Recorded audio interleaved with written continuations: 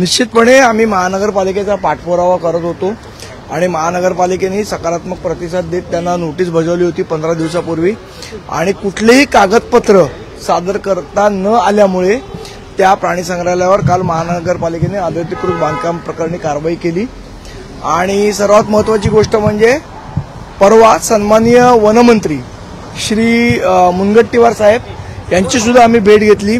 त्यांना सुद्धा निवेदन दिलंय की ते प्राणी संग्रहालय जे अनधिकृत आहे ते तात्काळ बंद करावं आणि त्याप्रमाणे त्यांनी सीसीएफ त्यांना आदेश दिलेले आहेत आणि सीसीएफ त्याच्यावर लवकरात लवकर कारवाई करेल।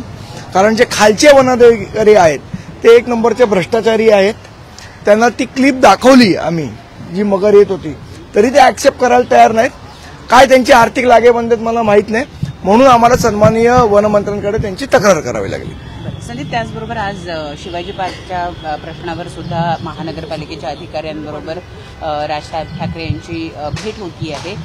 काय संपूर्ण विषय आहे आणि नाही, आपल्याला माहिती असेल की ज्या पद्धतीने डस्ट पोल्युशन असेल किंवा बाकीचे जे पोल्युशन होतंय मुंबईत त्या संदर्भातलं एक प्रेझेंटेशन महानगरपालिकेचे अधिकारी सन्माननीय राजसाहेबांना देणार आहे। सध्या मराठा आरक्षणाचा मुद्दा राज्यभर गाजतोय। सन्माननीय राजसाहेब बोलले।